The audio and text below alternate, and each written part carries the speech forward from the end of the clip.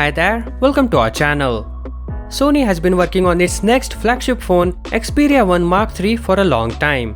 We heard reports of this phone back in September 2020, and now the leaks have started appearing, although the authenticity of the leaked information is currently uncertain. According to the source, the phone will inherit the previous 6.5-inch 4K OLED HDR display, but the brightness will be increased by 15%. We still think that a 4K screen for a smartphone is overkill, but there is no denying that it's a premium device. And currently we have no information on refresh rate, but we do believe it will go up to 120Hz. The smartphone will come with Qualcomm Snapdragon 888 SoC, which is a no-brainer at this point. Surprisingly, the memory capacity of the new smartphone has been reduced to 8 GB, while the current version has 12 GB. This will help keep the price in check. The fingerprint unlock module will be on the side, and the overall design will be similar to previous models.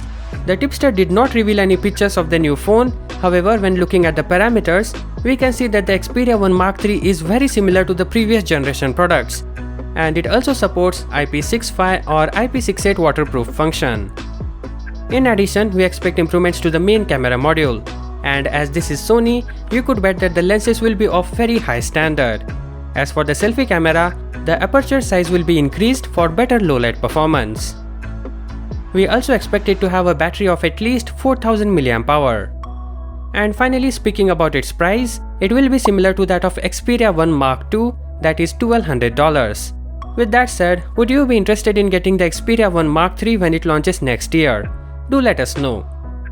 Aside from the Xperia 1 Mark III, Sony is also rumored to be working on a compact smartphone with Snapdragon 775, probably the successor to Xperia 10 Mark II. So that is all for now. For more updates, do subscribe. Thank you for watching. Peace out.